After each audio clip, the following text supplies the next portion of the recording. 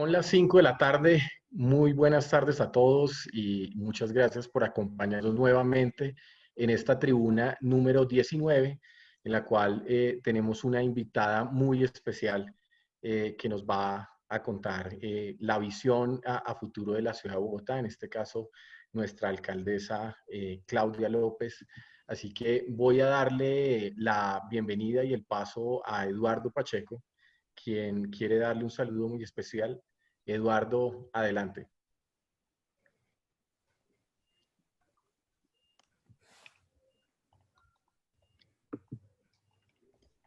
¿Está en mute? Sí, ya, creo que ya. Eduardo. Sí, ya. Adelante, Eduardo. Bueno, alcaldesa, buenas tardes, bienvenida, muchas gracias por acompañarnos esta tarde, a todos ustedes lo mismo. Llevamos algo más de 3 meses o 100 días en esto, y yo creo que todos tenemos una experiencia, no han sido unos días tan fáciles. Hemos tenido una excelente líder que es la alcaldesa, que tal vez es la primera persona que nos mandó para la casa, tenía la visión de lo que eso era, pero qué bueno que la podamos oír hoy y entender qué tanto se va a alargar esto y hasta dónde podemos llegar. Entonces, Santiago, le cedo la palabra a usted para que sigamos, por favor. Y alcaldesa, bienvenida. Muchas gracias. Una bienvenida a todos los asistentes y alcaldesa, muchísimas gracias. Es un honor tenerla en esta tribuna Colpatria Olimpia. Todos conocemos a nuestra alcaldesa, fue elegida en octubre del 19 y empezó su mandato en enero del 2020 y es la primera mujer alcaldesa de Bogotá, cosa que es muy importante y tiene un enfoque enfático en temas ambientales, sociales y anticorrupción. Alcaldesa, pues nuevamente muchas gracias por estar en esta tribuna y adelante, el micrófono es suyo. Bueno, muchas gracias, muy generosos, mil gracias por la invitación a conversar un ratico. Yo realmente tengo la ilusión más bien de que ustedes me cuenten qué no estamos haciendo y qué deberíamos hacer mejor. Porque siempre pasan estas cosas que uno está tan concentrado en la dificultad y el desafío que está asumiendo que se le pueden pasar muchas cosas, pero separé esta presentación como en 2 o 3 partes. La primera es contarles un poquito qué está haciendo Bogotá para enfrentar esta pandemia. A la pregunta de Eduardo de cuánto va a durar, más de un año. Más de un año, digamos, la afectación como tal de conocer este virus, de que no tengamos vacuna, de que tengamos un enorme nivel de incertidumbre sobre qué es, cómo evoluciona. Nos puede dar sorpresas, todos los días nos da sorpresas, ¿no? Entonces va a haber un año por lo menos de mucha incertidumbre, digamos como es el primer periodo de pandemia, sin vacuna. En el mejor de los casos, en un año va a haber vacuna, pero como todos ustedes entenderán, pues Colombia no va a estar en la lista número 1 de aplicación de la vacuna, ¿no? Así es el mundo y así es la vida. Aún si aparece, en un año tal vez esté la noticia de que hay vacuna. Ahora, ¿cuánto se va a demorar eso en llegar a Colombia? Seguramente un tiempito. Y luego va a venir, suponga usted, otro año, y luego va a venir un periodo realmente de pospandemia. Es decir, pospandemia no vamos a tener antes de 2 años, como para que empecemos a tener como el mindset adecuado, ¿sí? Si esto fuera un partido de fútbol, como le digo yo a todo el mundo, si esto fuera un partido de fútbol, vamos como en los primeros 15 minutos. Y eso como por animarlos, digamos. En realidad vamos como en los primeros 5 minutos, ¿no? Entonces aquí tenemos que aprender a tener adaptación y paciencia, mucha resiliencia para lidiar con esto. Ahora, entonces, ¿cómo vamos? Acaba justo de salir el último, este era el antepenúltimo, acaba justo de salir el último informe del Ministerio de Salud. Colombia acaba de superar los 100.000 casos, eso quiere decir que está entre los 8 primeros países, creo que va de octavo en el mundo en número de casos positivos. Y por lo menos más de la mitad de ellos, yo calculo unos 55.000 están activos. Esta es más o menos la curva de evolución de la pandemia de diferentes ciudades, de las 5 que encabezamos, digamos, la pandemia en Colombia. Obviamente, como Bogotá es la ciudad más grande, no hay otra ciudad de 8 millones de habitantes en Colombia, ni otra región de 10, pues siempre encabezamos la lista. Pero cuando lo vemos por 100.000 habitantes, Colombia es la 5ª ciudad en Colombia, no la primera. O sea, cuando adoptamos un parámetro de comparabilidad, pues Colombia no es la primera ciudad afectada por la pandemia, es la 5ª. Y de hecho, digamos, si por alguna deberíamos estar preocupados es por Atlántico o Barranquilla, que tiene el 5% de la población y el 25% de los fallecidos. El 5% de la población y el 20% de los casos. Entonces, digamos que obviamente nosotros empezamos siendo la ciudad más afectada y ya vamos siendo la quinta ciudad más afectada cuando lo ponemos en comparabilidad nacional. Eso no es ni bueno ni malo, es simplemente la evolución de la pandemia. No es ni que aquí lo estemos haciendo mejor ni que en otra ciudad de Colombia lo estén haciendo peor. Simplemente cómo ha evolucionado un poco la velocidad del contagio en diferentes sitios. Estas son las cifras ya de Bogotá, digamos, cómo va Bogotá creciendo respecto del país. Nuestra ilusión es que vayamos bajando velocidad poco a poco y poco a poco vayamos teniendo más recuperados. Esto para decir que, y esta es la comparación de Colombia en el mundo, de Colombia con ciudades realmente comparables. Bogotá no es comparable con ninguna otra ciudad de Colombia, por su magnitud, por su densidad, etcétera, pero obviamente es comparable con las demás ciudades capitales de América Latina. En todo el mundo, las ciudades capitales o las ciudades no capitales, pero más internacionalizadas, más densas, con el aeropuerto principal en su ciudad, como Nueva York, por ejemplo, han sido las más afectadas por la pandemia, todas, en todas partes del mundo. Nosotros, como hemos crecido en casos, digamos, pues lo de Caracas no es comparable, que allá no testean a nadie en la vida, ¿verdad? Digamos que esta tabla es comparable de Montevideo para arriba. Nosotros arrancamos estando aquí de segundos después de Montevideo en casos positivos por millón de habitantes. Ya vamos de cuartos, o sea, ya pasamos a Quito, a Guayaquil, ya vamos de cuartos y quedan todas estas ciudades. Digamos que es sorprendente que Santiago de Chile estaba como por aquí hace muy poquito, hace un mes. Y ahora encabeza por millón de habitantes Santiago de Chile, la ciudad capital, digamos, de nuestro continente más afectada en términos de positivos. Ahora, en términos de... Los positivos son un indicador difícil de comparabilidad porque depende de qué tantos pruebas se hagan. Obviamente el que más busca, más encuentra. Nosotros, por ejemplo, llevamos un mes de testeo masivo, hemos hecho 125.000 pruebas en el último mes. Entonces, pues, entre más buscamos, más encontramos, de eso se trata. Pero el que sí es comparable, porque una prueba se puede hacer o no hacer, un positivo se puede mostrar o no mostrar, pero un fallecido está porque está. Entonces, tal vez el mejor parámetro de comparación internacional sea los fallecidos. Y en eso, Bogotá va bastante bien, digamos, es después de Montevideo, la ciudad capital que tiene menor tasa de mortalidad por cada millón de habitantes. En Colombia es la segunda, después de Medellín, somos nosotros los que tenemos la letalidad más baja. El gran logro de Medellín y Antioquia no es tanto tener pocos casos, sino tener una letalidad muy baja. Y ese es un gran logro que ellos han tenido allí. Ahora, esta pandemia, digamos, tenía dos grandes etapas. Una etapa en la que se pretendió hacer contención, es decir, evitar que el virus creciera y suprimir la expansión del virus. Prácticamente nadie se pudo quedar en contención, muy poquitos lo han logrado hacer. Desde finales de marzo o inicios de abril, el gobierno nacional decretó que entrábamos a la segunda etapa, que es mitigación. La diferencia entre contención y mitigación es que aceptamos en mitigación que el virus va a circular y que nuestra meta, por lo tanto, no es evitar que el virus circule. Nuestra meta es lograr que el virus circule despacio, de manera tal que logramos tener una tasa de contagio sostenida pero lenta, una tasa de recuperados creciente y una tasa de mortalidad bajita. En eso consiste una estrategia de mitigación.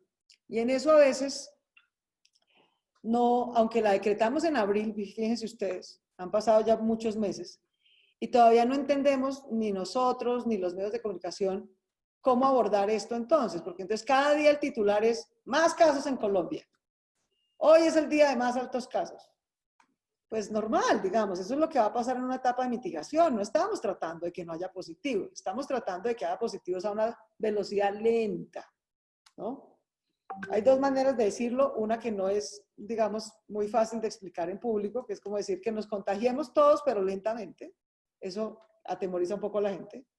Yo he optado por decir, el objetivo es que nos inmunicemos todos lentamente, que nos vayamos inmunizando todos lentamente y siempre teniendo la tasa de letalidad más baja que podamos. Para que ustedes tengan una idea, Bogotá empezó teniendo una tasa de letalidad del 7%. Hoy tiene una tasa de letalidad del 2.3%, digamos. Y si la pudiera seguir bajando, mucho mejor, ¿no? De eso se trata. Ahora, ¿qué hacemos? ¿Qué hacemos en esta etapa de mitigación? Entonces, hacemos una cosa general para la ciudad. Ya, bueno, digamos, aquí ya pasé por lo que ya hicimos, ¿cierto? Ya hicimos una cuarentena. Una cuarentena, y ese es el otro gran engaño, ¿no? Que Bogotá y Colombia han tenido la más larga cuarentena del mundo, 3 meses. Falso. Bogotá y Colombia tuvieron 4 semanas de cuarentena. 4. Del 20 de marzo al 27 de abril. El 27 de abril el presidente tomó la decisión de acabar la cuarentena y empezar la reapertura. Entonces, a las cosas hay que llamarlas por su nombre. Cuarentena tuvimos 4 semanas y reapertura gradual con aislamientos parciales obligatorios hemos tenido desde el 27 de abril. ¿Qué le ayudó a Bogotá? Y en ese sentido, ¿qué contribuyó a Colombia? Y hoy los hechos nos han dado la razón, digamos, eso podía ser especulativo hace 2 meses, pero ya hoy hay cifras que demuestran que tomamos la decisión correcta. Haber empezado una cuarentena temprano salvó miles, posiblemente cientos de miles de vidas, porque nos permitió bajarle la velocidad al virus, totalmente, ¿sí?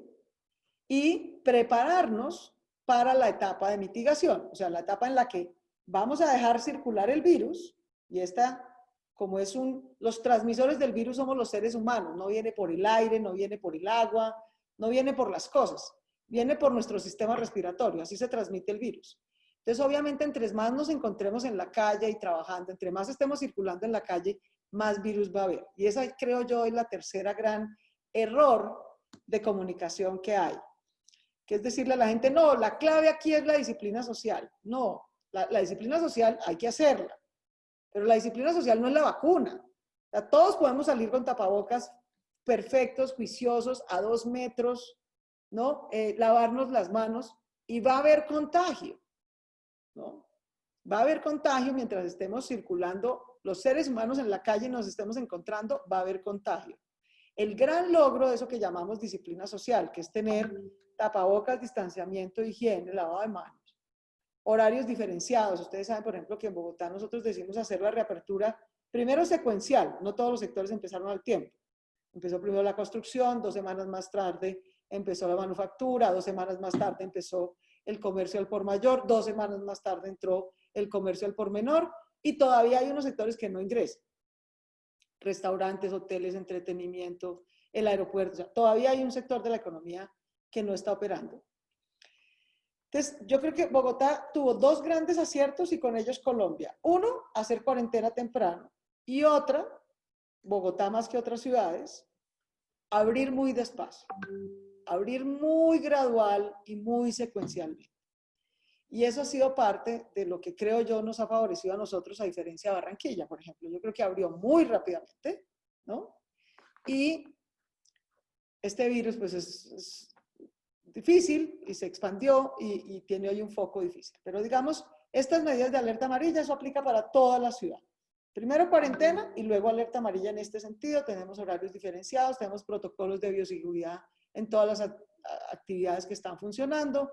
Tenemos Transmilenio operando al 35%, y yo creo que esa es una cosa que ya estamos a punto de revisar. Digamos, tenemos la posibilidad, hoy que sabemos, yo les confieso, yo al principio tenía un enorme temor de que Transmilenio fuera el gran vector de contagio para toda la ciudad. Hoy, por estudios que tenemos en Bogotá y en otras ciudades del mundo, sabemos que el transporte masivo, a pesar de llamarse masivo, no es ni ha sido el gran vector de contagio. En las ciudades ha sido mucho más vector de contagio las plazas de mercado, las centrales de abastos, los restaurantes, las iglesias. Han sido vectores de contagio mucho más importantes en todas las ciudades, en particular en América Latina, que los sistemas de transporte masivo. Entonces, como ya sabemos eso, estamos preparando algunas medidas para en un par de semanas, yo creo, subir la ocupación de Transmilenio al 50%, ahora que sabemos que esa no es la gran fuente y que podemos mitigarla de mejor manera. Entonces, esas son como normas que aplican para toda la ciudad. Ahora, hay otras 6 acciones que acompañan esto que llamamos la estrategia de mitigación en Bogotá. Por un lado, cuarentenas focalizadas. O sea, ya no tenemos, tal vez la ciudad no es consciente, y a propósito del debate que tuvimos esta semana, yo creo que la ciudad no ha sido consciente que Llevamos un mes y medio en el que hemos hecho 23 zonas de cuidado especial. Básicamente, para resumirles, cada 15 días, casi 1 millón de bogotanos ha estado en cuarentena de 14 días. ¿No? Eso es lo que logran las zonas de cuidado especial.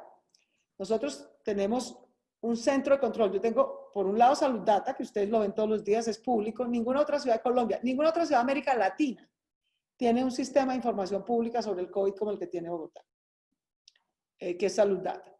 O sea, yo lo dije desde el principio, si vamos a tomar decisiones sobre la vida o la muerte de los ciudadanos, la vamos a hacer con información pública y rigurosa, ¿no? No es aquí nosotros con unos expertos encerrados. Obviamente tenemos mucho concepto de experto, pero entonces, Salud Data es pública, pero nosotros tenemos un tablero de control aquí, como un centro de comando y control, que nos permite medirle día a día, hora a hora, la temperatura de cómo va el virus.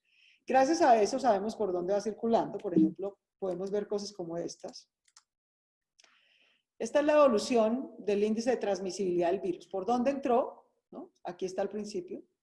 Muy reciente, entró por el aeropuerto y se concentró entre esta parte de Usaquén, esta parte de Chapinero, perdón, Suba, Usaquén, Chapinero, Barrios Unidos, un pedacito aquí en Gativá. Es decir, esto entró por el aeropuerto y a clase media y alta.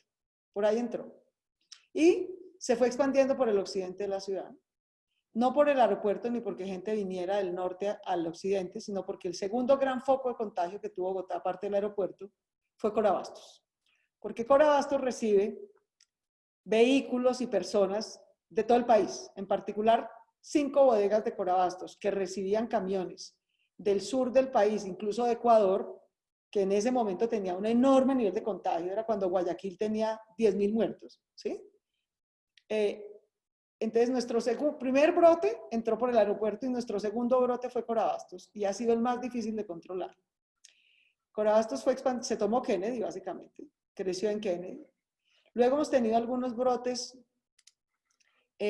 focalizados, digamos, en poblaciones de alto riesgo, por ejemplo, los centros día, abuelitos, ¿no? Estamos atendiendo mayores, adultos, habitantes de calle de más de 60 años. En esos centros de atención que tenemos en Mártires, en Santa Fe, en Antonio Nariño, ¡pum! Se armó otro foco de contagio aquí, muy alto, pero muy focalizado. Y luego pues cambiamos la manera como vemos el mapa. Los mapas de abajo ven cómo va evolucionando. Entre más azul ven ustedes el mapa, mejor. Entre más azul quiere decir que más recuperados hay. Y entre más rojo quiere decir que más positivos y contactos hay. Entonces, como ustedes ven, esto estaba antes muy disperso, muy disperso. Ahora cada vez el mapa tiene más azul. Ya tenemos 42% de recuperados en la ciudad. Entonces, aunque tenemos 31.000 y pico de casos, activos hay 16.000 algo, porque el resto ya están recuperados, y tenemos un foco grande aquí hacia el sur de la ciudad, y unos pocos focos que se salen. Entonces, como podemos hacer este tipo de análisis, podemos hacer cuarentenas focalizadas, es decir, determinar cuadrantes de la ciudad donde sabemos que hay alta circulación del virus, y ir y hacer cuarentenas focalizadas, testeos masivos, equipos de vigilancia epidemiológica, salud pública, vacunación de los niños, concentración de ayudas humanitarias, etc. Hemos hecho 23. La más grande que hemos hecho es Kennedy. Cerrar Kennedy es como cerrar Barranquilla, es 1.100.000 habitantes.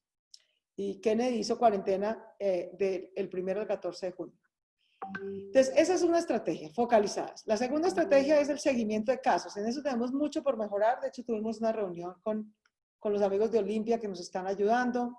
Estamos muy pendientes, digamos, yo los busqué hace unos días y conversamos porque nos dijeron que eso que queríamos hacer con Olimpia, nos dijo el gobierno nacional, no, espere, que ya nosotros lo estamos haciendo. Se llama Coronoa Pro. Espere que ya la vamos a sacar y usted se monta ahí y a partir de eso lo ayuda. Pero total es una plataforma tecnológica que nos permita que toda la información, estamos recogiendo mucha información. Las EPS recogen una información de positivos y contactos, nosotros otra. Eso no va a la misma base de datos. Recogemos información en papel, entonces nos demoramos unos días en procesarla, entonces nos demoramos unos días en contactar a los contactos de los positivos. Entonces, así es muy difícil hacer un pruebas, rastreo y aislamiento, que es lo recomendado, digamos, en esta estrategia de mitigación. Ahí tenemos mucho por mejorar, pero estamos avanzando. Lo tercero que hemos hecho es testeo masivo. Nosotros empezamos con un laboratorio y 200 pruebas por semana. Así empezamos. Hoy vamos en 14 laboratorios, 4.000 pruebas diarias procesadas por parte nuestra cada 48 horas. Por parte de las EPS se demoran mucho, como entre 8 y 10 días. Pero en el último mes hemos hecho más pruebas que en los 3 meses primeros que hicimos la pandemia. Hemos hecho 125.000 pruebas y esto se encadena. Como hacemos testeo masivo, podemos identificar dónde hay mayor circulación del virus, podemos hacer cuarentenas focalizadas y podemos hacer PRAS más efectivo. Digamos, lo uno va con lo otro. Lo otro que hemos hecho es una expansión hospitalaria importante. Desde el primer mes la hicimos. Para que ustedes tengan una idea, cuando yo estaba aquí sentada, la primera vez que hablé con los epidemiólogos me dijeron, esto es súper contagioso y súper mortal. Usted puede llegar a necesitar 15.000 camas hospitalarias, ¿no? Y 5.000 UCIs. Y yo dije, bueno, pues nos morimos, porque evidentemente no vamos a tener 15.000 camas hospitalarias ni 5.000 UCIs. Y cuando vi esa proyección, de hecho, fue cuando decidí meterme a fondo en lo de la cuarentena, pues porque era la única manera, digamos, de bajar eso, bajar velocidad y ganar tiempo para expandir. Entonces, Corferias lo montamos. Corferias opera hoy más o menos con unas 200 camas, está ampliándose a 600 en este momento, y podría llegar hasta 5.000. Así está pensado Corferias, es como un armotodo de camas hospitalarias dependiendo de la necesidad que vaya teniendo la ciudad. Pero cuando arrancamos Corferias era pensando que podríamos llegar a necesitar 5.000 camas. Por fortuna no ha sido así, y parte del éxito es que no sea así. Y lo otro es expansión de UCIs, que era, digamos, un poco también parte de la discusión de esta semana. 5.000 UCIs, pues no íbamos a tener. Y gracias a todo lo que hemos hecho, vamos articulando el modelo epidemiológico de Bogotá que nos va midiendo a qué velocidad circula el virus, dónde, cuántas camas necesitaríamos, etcétera. Ya vamos, el modelo vigente en este momento en Bogotá nos dice que al momento del pico, que posiblemente sea en agosto, necesitaríamos 2.081 UCIs. Bueno, es un alivio. ¿Por qué? Porque pues uno puede pasar de 1.200 que tenía la ciudad a 2.081 en 6 meses. Eso es más o menos razonable. Pasar a 5.000 era imposible. Y parte del manejo, esto es como si uno fuera con un caballo con varias riendas. Entonces, parte del manejo es pues todas las medidas de alerta amarilla, la cuarentena focalizada, el PRAS, el testeo masivo, todo eso son riendas para manejarle el tiempo y la velocidad al virus hasta que el tiempo y la velocidad le empate a uno con la capacidad. En eso consiste. Yo, por ejemplo, había hecho el cálculo, y fue una carta la famosa carta que hice pública en estos días que le había mandado al presidente, porque cuando él decidió abrir la economía en abril, ustedes se acuerdan que yo en abril dije, si quisiéramos hacer bien las cosas, deberíamos hacer una cuarentena hasta junio. Y la razón era porque todos sabíamos, incluido el presidente, que la expansión de UCIs no iba a estar antes de junio. No iba a estar. Era imposible que estuviera. Por la compra de los UCIs, de los aparatos, la preparación del personal médico. La gente cree que lo más difícil aquí es comprar ventiladores. No. Lo más difícil es entrenar intensivistas. El único recurso más escaso que las UCIs son los intensivistas, que son los que la saben administrar y atender. Y uno no gradúa intensivistas en 3 meses. Pues eso es imposible. Entonces, la razón por la que yo dije hasta junio era porque eso indicaban los datos. Y de hecho abrimos sin la capacidad y lo hemos pagado en Amazonas, donde la gente terminó muriendo si no la pudimos atender, en Barranquilla, donde la gente terminó muriendo si no la hemos podido atender, y es lo que yo estoy tratando de evitar que ocurra en Bogotá. Aquí le vamos a manejar las riendas a eso hasta que la capacidad nos coincida con la velocidad, porque de lo contrario empezamos a no poder atender a la gente. La otra medida que tomamos hace poquito fue que asumimos el control de todo el sistema de UCIs. Si tenemos poquitas, las que tengamos, tiene que haber un ente regulador, en este caso es el CRUE, de la Secretaría de Salud, que administra, independientemente de qué EPS o de qué IPS sea las UCIs. Hace referencia y contrarreferencia, porque obviamente nos está pasando, como era previsible, que unos hospitales y EPS quedan más copadas más rápido que otras. Entonces no nos sirve el sistema de la ley 100 en el sentido de que no podemos esperar, no podemos decirle al que ya se copó, no, mira qué pena, ya se copó. No importa de qué EPS sea, yo tengo que poderlo referenciar a la EPS o IPS que tenga cupo para atención. Eso lo hicimos muy rápido, eso ha funcionado muy bien. Entonces, digamos, esta es nuestra estrategia. El videito que ustedes van a ver ahorita sobre el mapa les va mostrando cómo ha evolucionado las zonas de cuidado especial que hemos hecho, ¿sí? Cómo han ido creciendo a lo largo y ancho de la ciudad.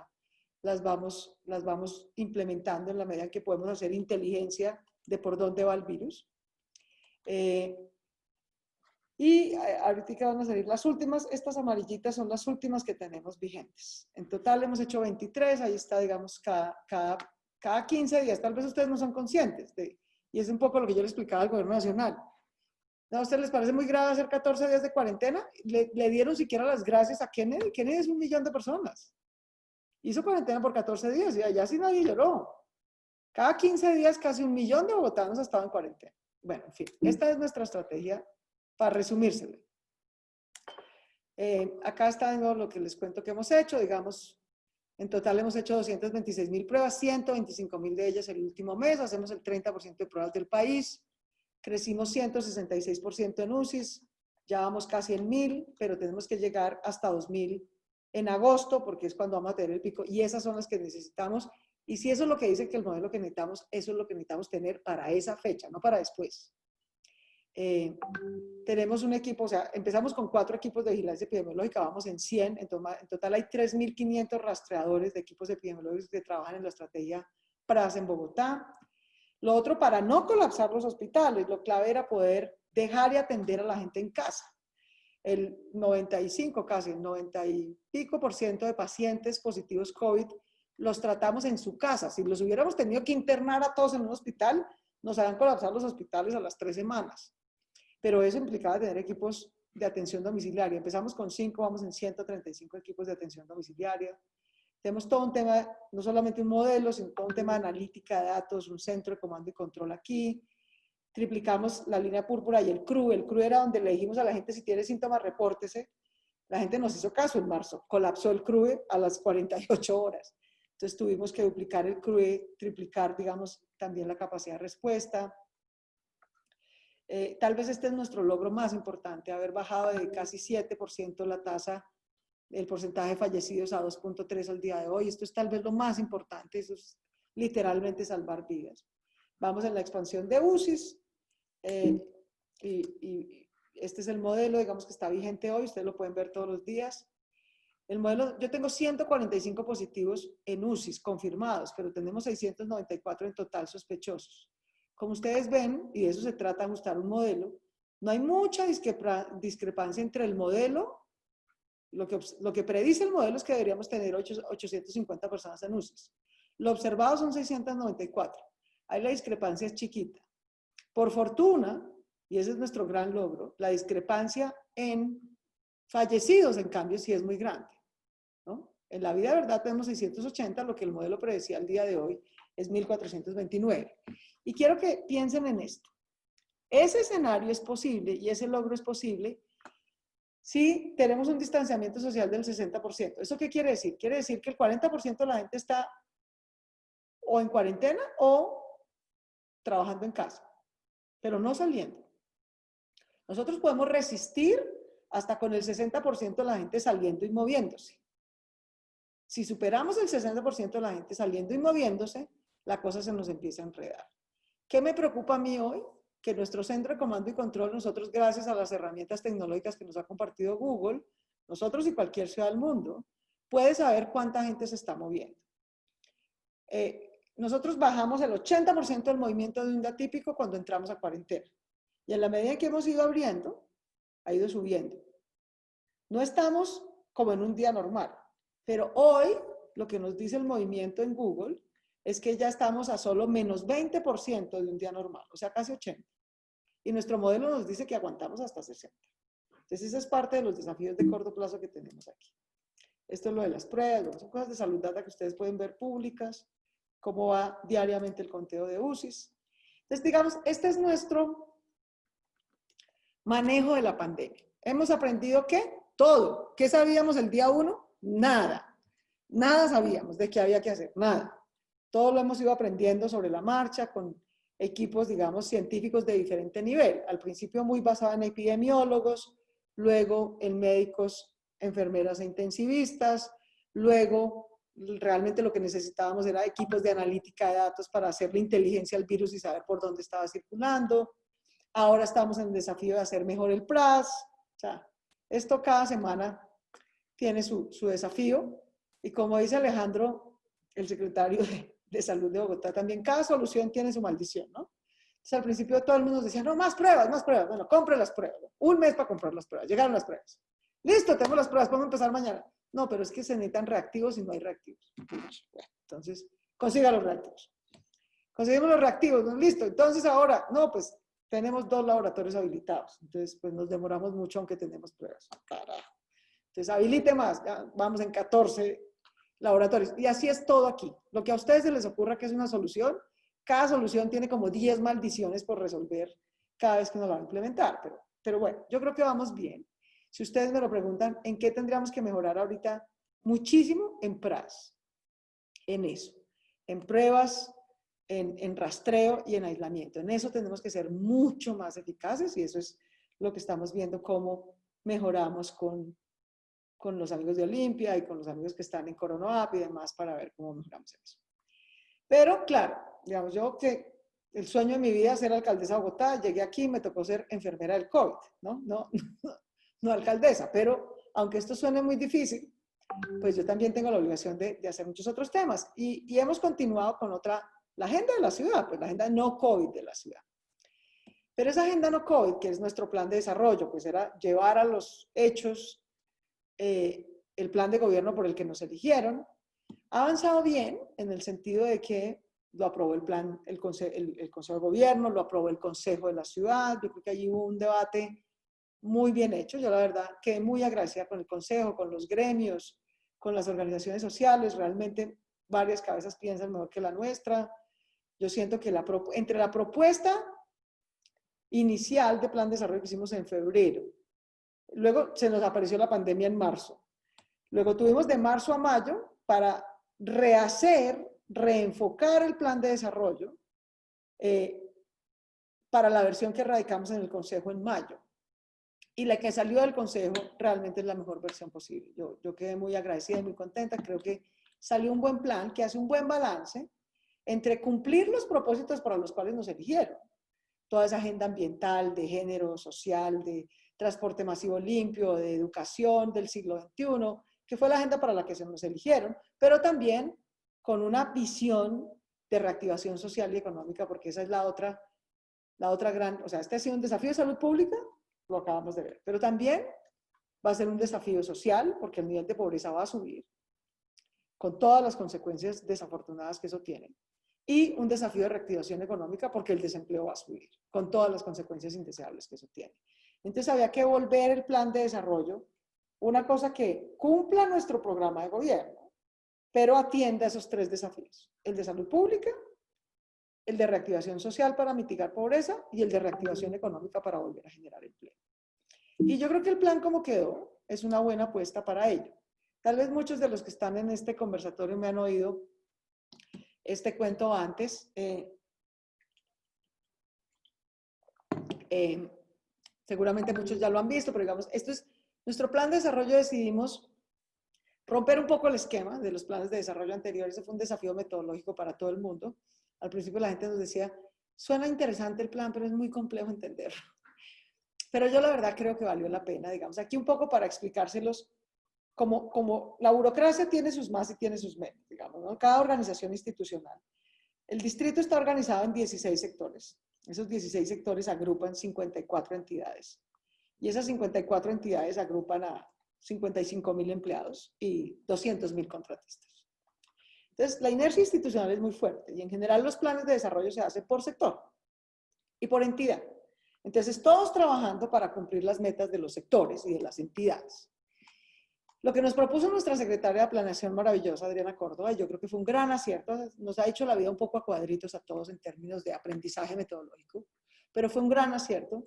Pues ella me dijo, no, alcaldesa, así no debería ser la planeación de la ciudad. La ciudad, no es que la ciudad trabaja para los sectores, es que los sectores trabajan para lograr unos propósitos de ciudad. Nosotros tenemos que obligar a los sectores a trabajar intersectorialmente para lograr grandes propósitos. Y pues como cualquier cosa en la vida, si uno se propone 100.000 cosas, pues no las va a lograr. Propongámonos 5 cosas concretas, 5 logros de ciudad. Y esos logros de ciudad son los que le van a pegar a 3 horizontes de tiempo. A los 4 años de nuestro programa de gobierno tenemos que cumplir unas metas, pero esos 5 propósitos son los que tienen que mantener la ciudad del mediano plazo para que en el 2030 cumplamos los objetivos de desarrollo sostenible, que son un propósito de humanidad que no podemos perder. Antes del coronavirus estaba la crisis del cambio climático, y esa sigue siendo la más desafiante crisis de la humanidad, la que pone en duda su existencia, no es el coronavirus, es el cambio climático, que no se nos olvide eso. Entonces, cumplir el 2030, los objetivos de desarrollo sostenible, sigue siendo un propósito de humanidad que tenemos que comprometernos a cumplir. Y tenemos lo que nosotros llamamos largo plazo, no es el año 2024. El año 2024 es el corto plazo para nosotros. El año 2030, que son los ODS, es el mediano plazo. Y el año 2038 es el largo plazo. Es una generación. Es la generación del medio milenio. La que están haciendo hoy. La que están haciendo en este año en Bogotá. Va a tener 18 años en el 2038. Y nuestro propósito, al final, estos 5 propósitos de ciudad deben llegar a un gran propósito de sociedad. Y es que esa sea la primera generación que nazca en una sociedad igualitaria, sostenible y productiva del siglo XXI. Las brechas de desigualdad que tenemos hoy, pues no las vamos a cerrar en 4 años. No las vamos a cerrar en 10. Pero en una generación, en 18, sí. Y ese tiene que ser nuestro norte. Y eso es lo que nuestro plan de desarrollo, que se llama por eso un nuevo contrato social y ambiental. Porque sin un nuevo contrato social y ambiental no vamos a cerrar las brechas ni ambientales, ni digitales, ni de ingreso. Y es cerrar esas brechas y desarrollar las habilidades que nos permiten aprovechar las oportunidades del siglo XXI es lo que nos va a permitir tener una generación de igualdad en el 2038. Entonces, digamos, esa es la filosofía del plan. Para resumírselas, ¿cuáles son los propósitos de ciudad? Hacer un nuevo contrato social, hacer un nuevo contrato ambiental, es el segundo, digamos, reverdecer a Bogotá. El tercero es tener seguridad y justicia, pero en función de tener legitimidad y confianza. De eso se trata al final. Esa es la mejor seguridad y justicia. Una sociedad en la que hay confianza y hay legitimidad entre los ciudadanos y sus instituciones produce seguridad, ¿sí? Y produce justicia. En cambio, puede tener 100.000 policías. Si no hay legitimidad y no hay confianza, no hay seguridad. Porque el miedo no es lo que lleva a la seguridad, sino la confianza y la legitimidad. Ese es nuestro tercer propósito. El cuarto es desarrollar un modelo multimodal, incluyente y sostenible de movilidad a escala regional. Y el quinto es construir Bogotá región. Lo increíble es que llevamos 6 meses y el quinto básicamente que requería una gran reforma institucional, una reforma constitucional para crear la región metropolitana Bogotá-Cundinamarca, salió en estos 6 meses, en pandemia, con el Congreso 2 meses discutiendo si sesionaba o no, con sesiones virtuales. Una cosa, o sea, después del Metro Bogotá, la discusión que llevaba 30 años y nunca nadie había logrado acordar y resolver, era la de crear la región metropolitana. La resolvimos en 6 meses. Y hoy la reforma constitucional es una realidad y va a empezar. Entonces, digamos, las cosas avanzan a pesar de todos los desafíos. El plan tiene entonces, digamos, 5 propósitos grandes de ciudad, 30 logros que esperamos, digamos, aterrizar aquí como alcaldía, 17 programas estratégicos, 53 generales y 536 metas. Si uno quiere ver la plata, pues ahí sí no nos podemos zafar de la burocracia. La plata está distribuida por sectores para cumplir esos 5 propósitos. Entonces, la distribución es esta. El primer sector es movilidad, el segundo es educación, el tercero salud. Salud subió 2 escalones, ¿no? Fruto de todos los desafíos de pandemia. Lo menos que le tiene que quedar a esta pandemia es un sistema de salud pública de lujo en Bogotá. Lo menos que nos tiene que quedar como legado. En fin, y ahí están los demás sectores. Digamos un poco, no voy a entrar en los detalles, pero esta diapositiva se la quedan ustedes y además espero pues que le hayan sacado un ratico a leer el plan de desarrollo completo, pero digamos describe las principales acciones. Cuando yo digo que el principal propósito es un contrato social, ¿qué entendemos por contrato social? Entendemos que vamos a tener un sistema de cuidado, por ejemplo, que releve a las mujeres de ser la seguridad social de los colombianos.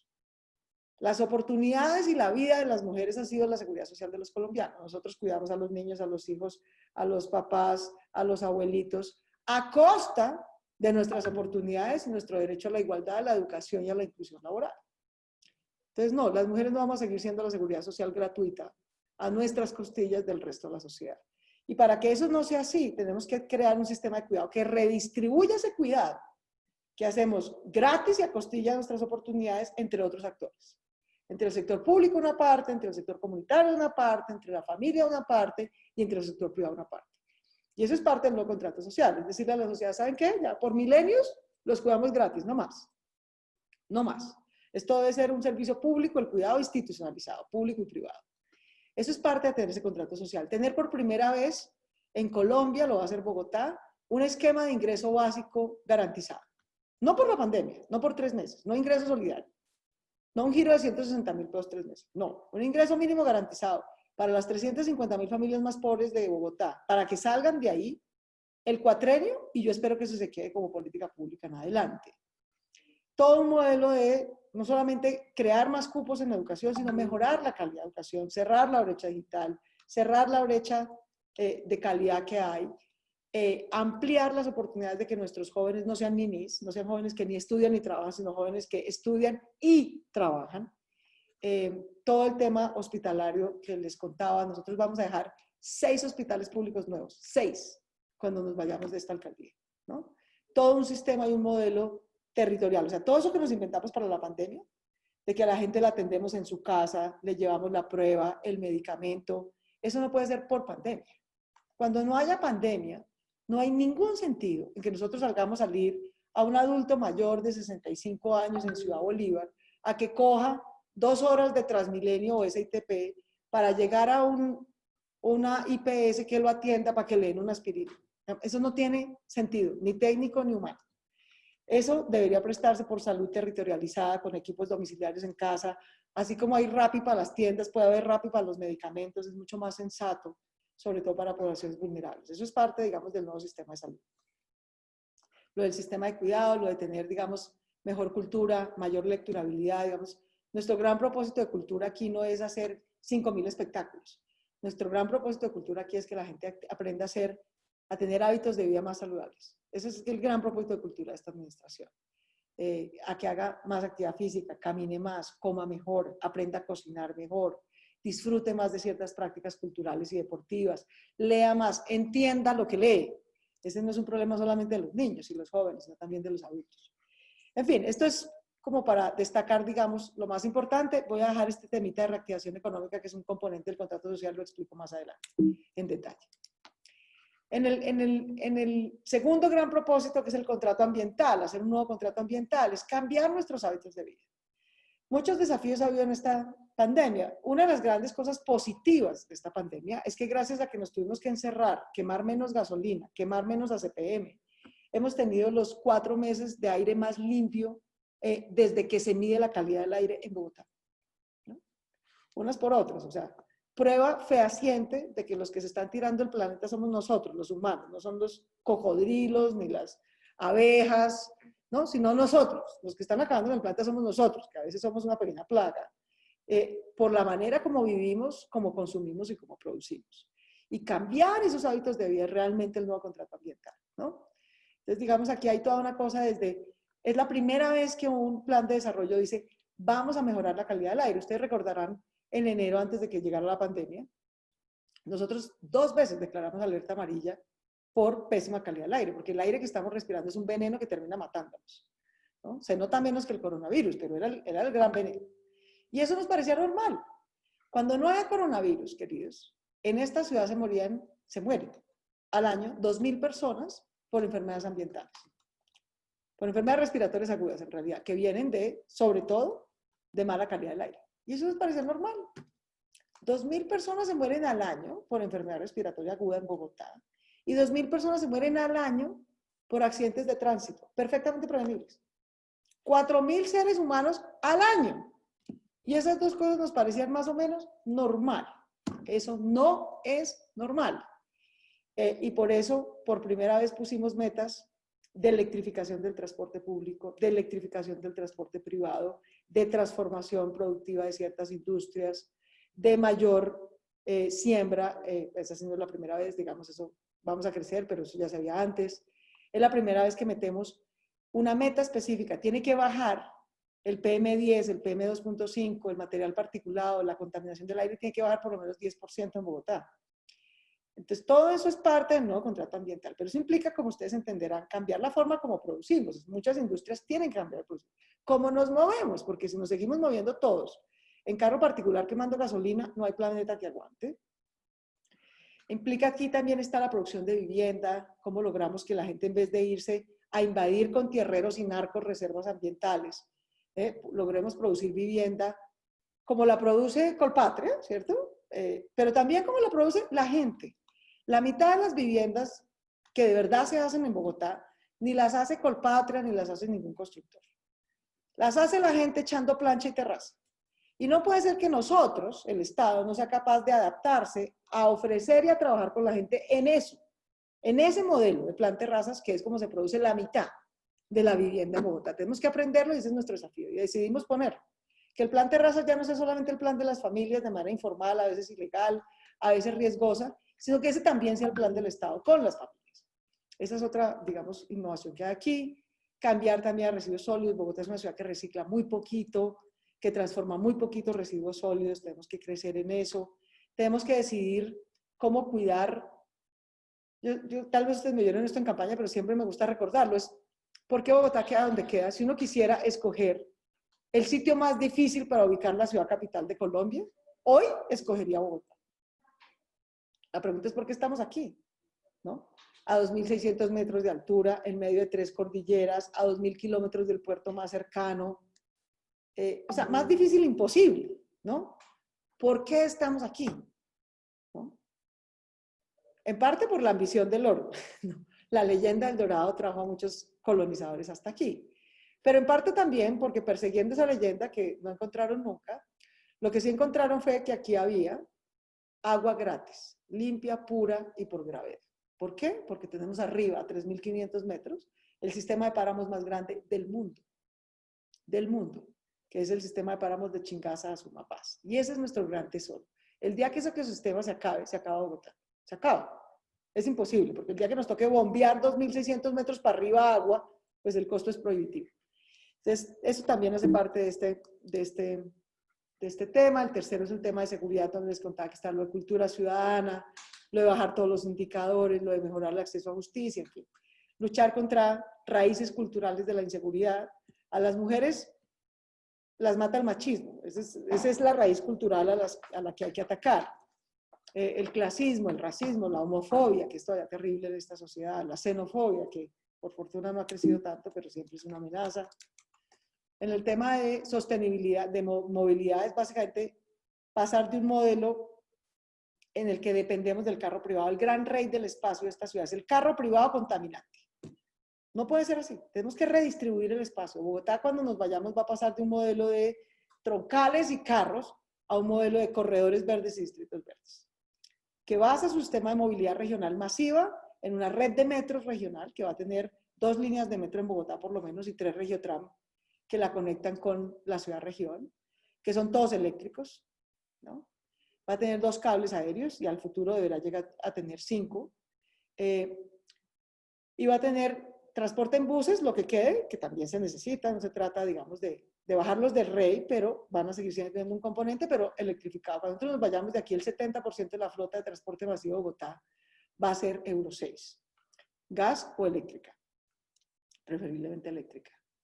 Ese es, digamos, nuestro otro gran propósito, y el otro es el tema de Bogotá región, donde no solamente conformar la región metropolitana, es decir, usarla, sino también desarrollar los proyectos de lucha contra la corrupción, de presupuestos participativos, de gobierno abierto, de ciudad inteligente.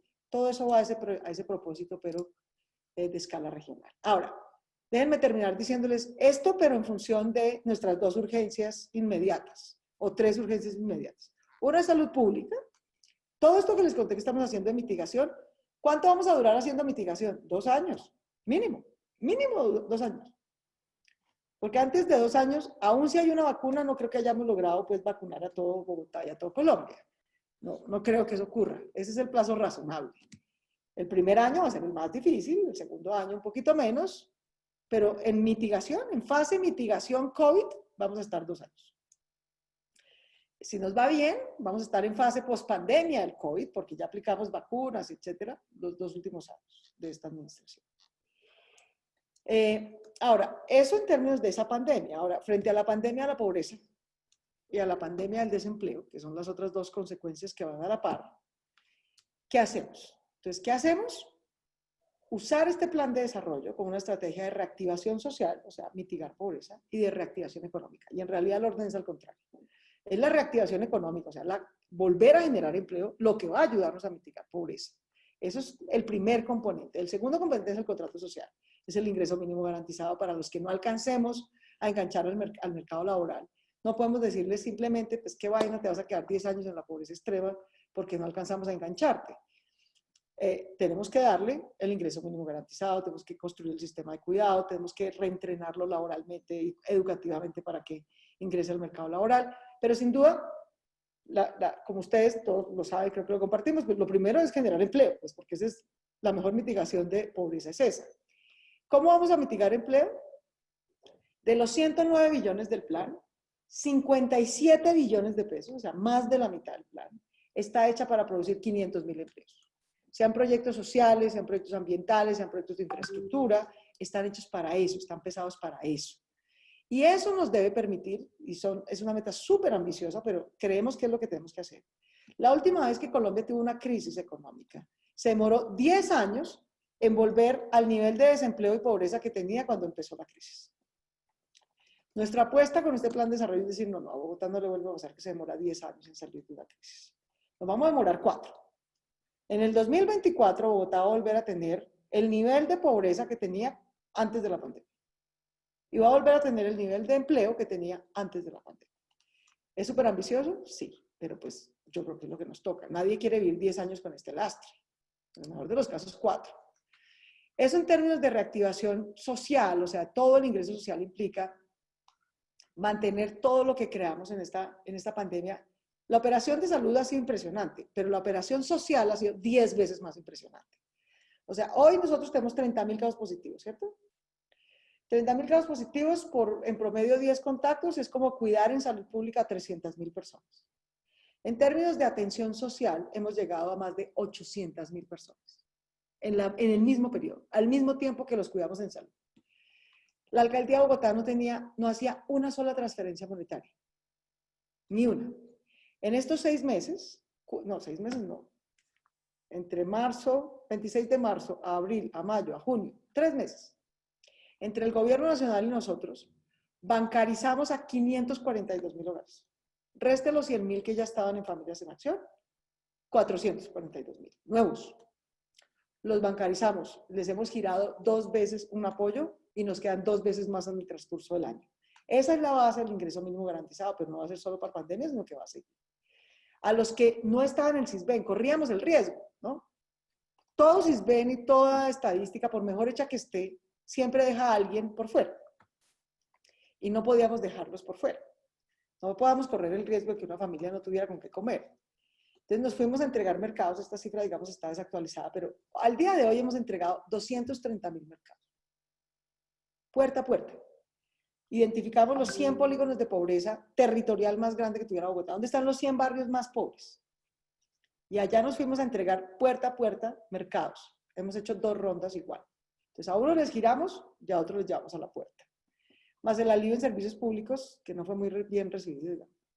La gente quisiera que le pagáramos el 100, si el gobierno nacional nos hubiera ayudado, de pronto hubiéramos podido, pero no pudimos.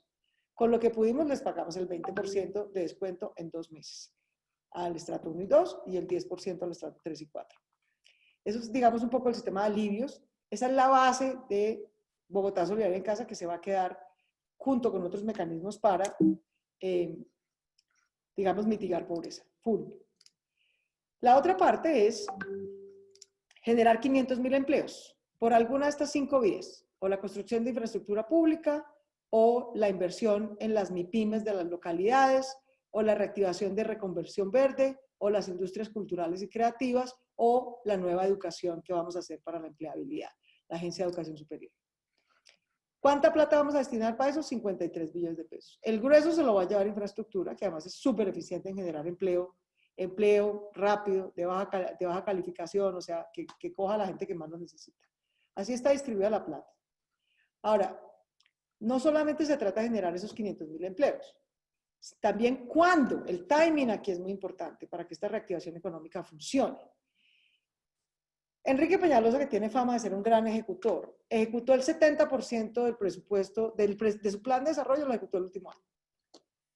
Si a nosotros nos pasa eso, si el 70% de nuestra plata, de nuestra inversión, de nuestra ejecución, se hace en el 2023, pues la crisis de esta ciudad va a durar 8 años y no 4.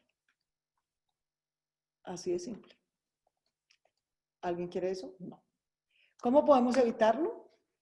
Pues poniendo esta maquinita a ejecutar muy eficientemente, además de transparentemente, no en el 23, sino el 21 y en el 22. Ahí es donde tenemos que lograr generar el año entrante. Tenemos que generar 225.000 empleos, porque el año entrante es el año más duro. Es cuando necesitamos volver a repuntar, ¿ya?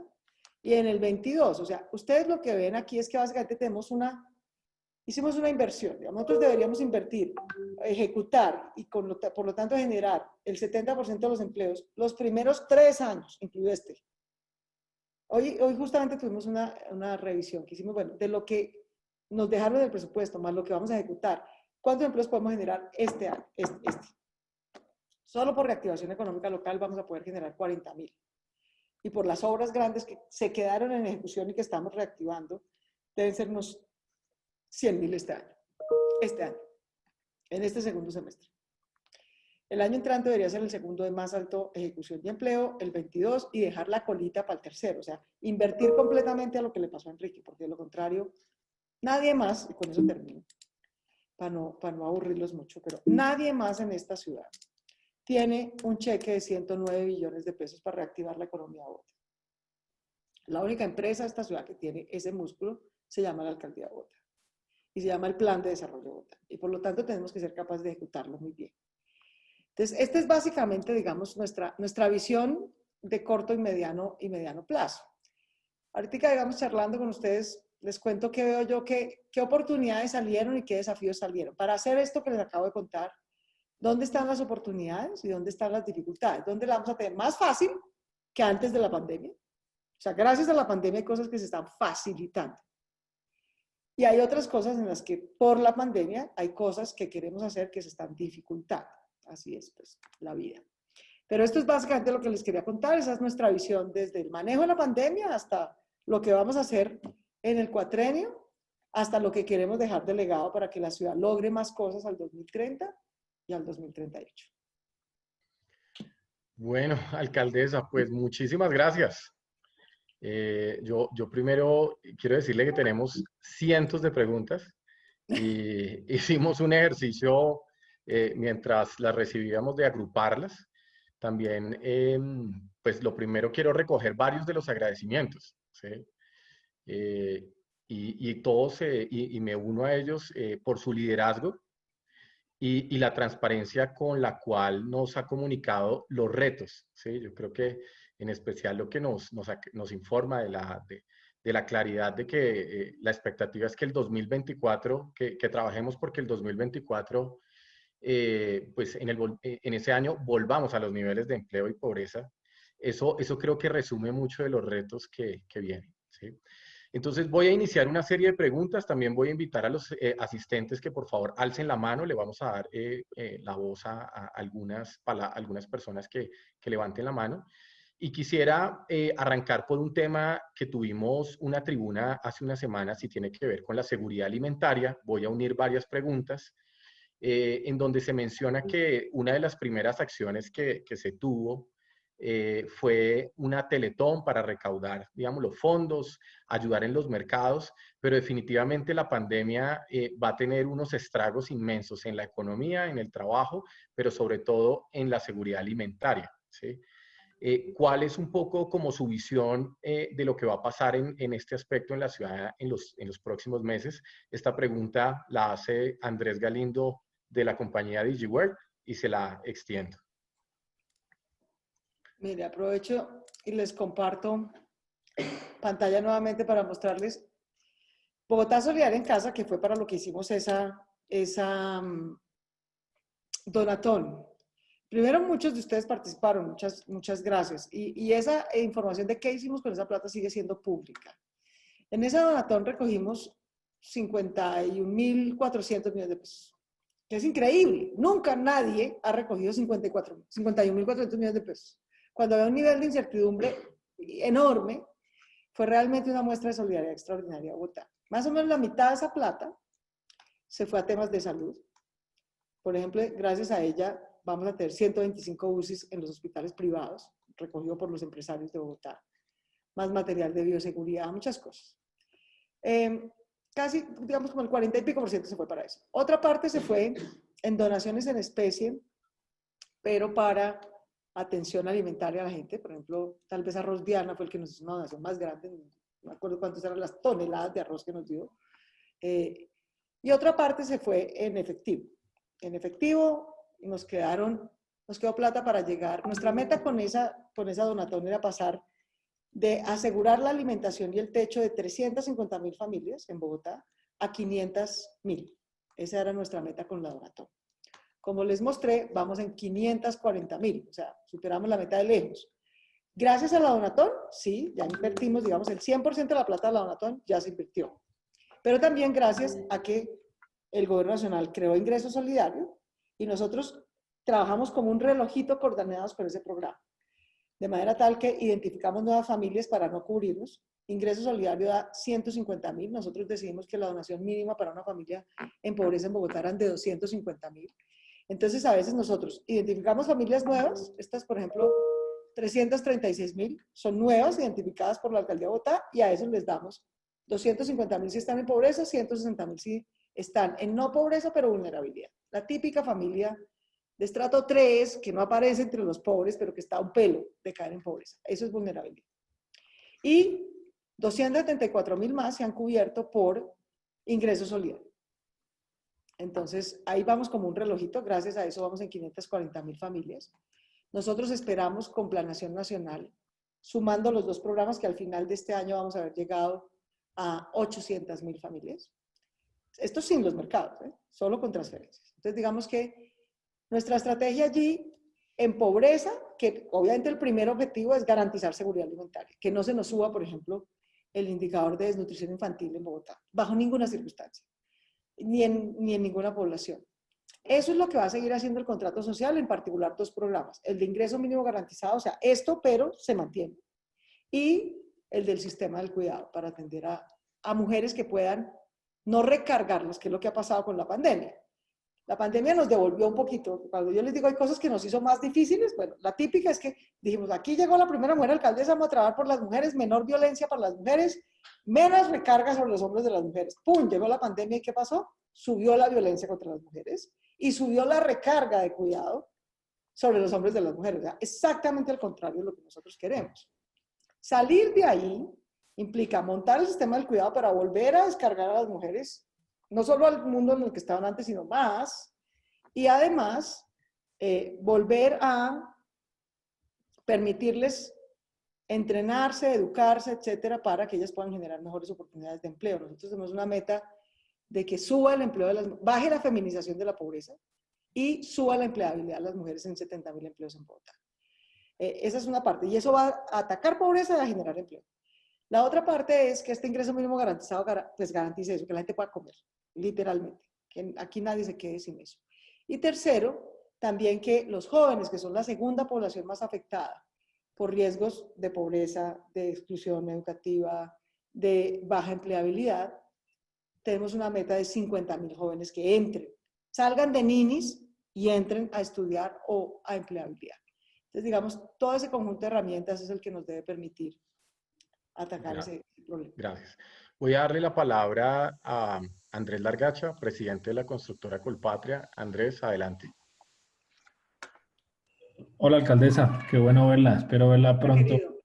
físicamente y no en esta virtualidad. Pero bueno, muchas felicitaciones por todos los esfuerzos.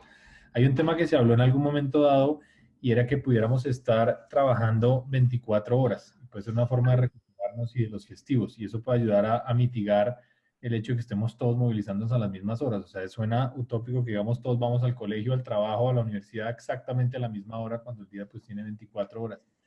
No niego que en mi industria pues nos ayudaría muchísimo poder recuperar el tiempo perdido en festivos y en la noche. Generaría incomodidades, como hablábamos al principio, cada decisión trae su maldición y habrá vecinos que les molesta que alguien esté trabajándole al lado a las 2 de la mañana, pero ¿se ha pensado en activar ese tipo de cosas en Bogotá, como en algunos sitios, y poder trabajar 24 horas festivos y distribuirnos el día y poder encadenar actividades para recuperar un poco la actividad económica? Sí, y sin embargo, fíjate, ¿están viendo la pantalla? Sí, sí, sí, lo estamos Bueno, viendo. es que les quería mostrar dos cosas, porque fíjate que nosotros empezamos hablando de Bogotá 24 horas en la campaña y demás, pensando justamente, esta ciudad se quedó un poco con el lastre de la ciudad de un país en guerra, ¿no? Le oímos a la noche, teníamos hora zanahoria, porque había muchos homicidios y porque la noche, aún hoy, sigue siendo insegura. O sea, en Bogotá los homicidios ocurren de viernes a domingo por la noche.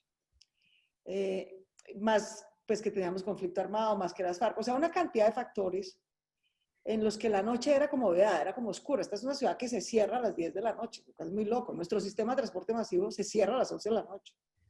Entonces, la verdad, los más entusiasmados y por los que más habíamos pensado, lo de Bogotá 24 horas, era por las actividades de la noche, ¿no? La rumba, las empresas, el comercio que pueden operar de noche, el cargue y descargue. Y resulta que han sido los más afectados por la pandemia. O sea, es que los bares y los restaurantes no van a abrir ni de noche ni de día, en un plazo cercano. Entonces, eso ha sido un poco complejo, porque los que más ha cambiado el enfoque, es lo que quiero decir, de para qué trabajar 24 horas. Esto era lo que les estaba mostrando ahorita, que les digo que me preocupa, ¿no? Así venía el movimiento antes, así cayó porque entramos en cuarentena, ¿cierto? Y cada vez va subiendo más, ¿sí? Y esto aquí no me pueden decir mentiras, no, que nosotros sí nos estamos quedando en casa. No, yo sé exactamente si se están quedando en casa o no, porque es que veo cuánta gente está moviendo gracias a Google y a todas esas cosas. Entonces cada vez estamos más cerquita. No estamos como en un pico normal todavía, no, ¿sí? No estamos, pero cada vez vamos llegando más arriba. Ahora, aquí es otra manera de verlo lo mismo, digamos, vamos como aquí. Y yo mido eso porque es que, de nuevo, yo tengo un modelo epidemiológico que me dice que yo aguanto con 2000 UCIs si el 60% máximo se está moviendo. Si se me sube de eso, la cosa se me empieza a poner difícil. Este es un primer tema. Ahora, el otro tema que hay que estar mirando para la pregunta que haces es, ¿cuál es la clave que Bogotá pueda operar 24 horas? Yo creo que son tres cosas. Una, que haya seguridad 24 horas. No hay seguridad. O sea, hoy no tenemos buena seguridad, ni 12, menos 24. Y además, en este momento tenemos 20% menos de policía, que es una calamidad, porque están haciendo aislamiento obligatorio del 20% del pie de fuerza. Entonces, bueno, porque los cuida, es una calamidad en términos de seguridad. Pero digamos, tendríamos que tener seguridad 24 horas. Tendríamos que tener transporte 24 horas. Y tendríamos que tener menos costos, o por lo menos no mayores costos de operación en la noche. Cosa que no está pasando. Ustedes que son empresarios saben que hay toda suerte de recargos y costos. Mucho operar de noche es costoso. Es costoso. Y son tres barreras que tenemos que superar. Ahora, ¿qué hemos logrado? Digamos, en el mini ensayo de ir avanzando hacia 24 horas. Hemos logrado ya por lo menos no todos entrar y salir al mismo tiempo. Miren, aquí esto, que es otra cosa que yo mido todos los días en nuestro tablero de control, esta línea roja era un día típico de Transmilenio antes de la pandemia. Entonces, nos movemos muchos y con picos muy altos, ¿cierto? Con picos muy altos. Todos salimos a las de 5 a 7 de la mañana y todos volvemos a casa de 5 a 8 de la noche. ¿Qué está pasando en la pandemia? Eso es una cosa interesante. Lo más interesante no es solamente que nos estemos moviendo al 35%, sino que ya no hay, cada vez hay menos picos. Lo que ha subido, gracias a lo cual tenemos 35% de ocupación, es porque logramos desplazar a lo largo del día. ¿Sí ven que esto es cada vez más plano? Eso quiere decir que hay tanta gente en el valle como en el pico. El pico es menos pico. Y eso lo logramos, pues, de varias maneras. La primera, y tal vez lo más efectivo, fue lograr desplazar las diferentes formas de trabajo a lo largo del día. La construcción, por ejemplo, que al principio le costó un poquito de esfuerzo, le dijimos, no, que vas a entrar, pero vas a entrar desde las 10 de la mañana. La manufactura, la industria en general, que entrara también a las 10 de la mañana. Incluso le dijimos, mire, usted de 10 de la mañana a 5 de la mañana organice lo que quiera. O sea, Mario Hernández, por ejemplo, está entrando a la madrugada y salen diferentes turnos. Y el comercio grande, el comercio de centros comerciales, etcétera, está entrando al mediodía. Y eso se ve aquí. Ese es uno de los grandes logros de la pandemia. No solamente, ¿para qué queremos volver a la chichonera de Transmilenio que teníamos antes? Nadie quiere estar en eso. Pero además, bajar la cantidad y bajar los picos nos sirve para mejorar la calidad del servicio. Hoy estamos cerrando casi a las 12 de la noche. El troncal cierra a las 11, pero el SITP cierra a las 12, el zonal. Y estamos empezando a las 3. O sea, no tenemos 24 horas, pero hemos avanzado. Y la barrera tal vez más grande que nos queda es la de seguridad, que digamos es coyuntural, la deberíamos poder superar. Y la tercera, no hemos avanzado un paso, que es abaratar los costos. Operar de noche es muy costoso. Yo diría que hay un sector concreto que es el de abastecimiento, el de carga y descarga de abastecimiento, que logramos operar mejor, o sea, por razones epidemiológicas fue que se hizo, pero no hay mal que por bien no venga, digamos, el revolcón que le pegamos a Corabastos fue fundamental. Porque Corabastos es un centro comercial de 200.000 personas al día, una chichonera, ¿no? En el corazón de Kennedy, además nos infarta la ciudad.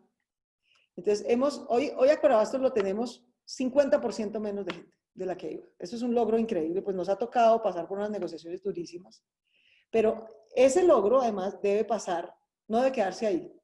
O sea, yo creo francamente que Corabastos no debe quedar en Kennedy, debe irse. O sea, y en el POT vamos a tratar de sacar esa visión. No tiene sentido que quede donde queda, que sea un embudo por el que tiene que pasar todo.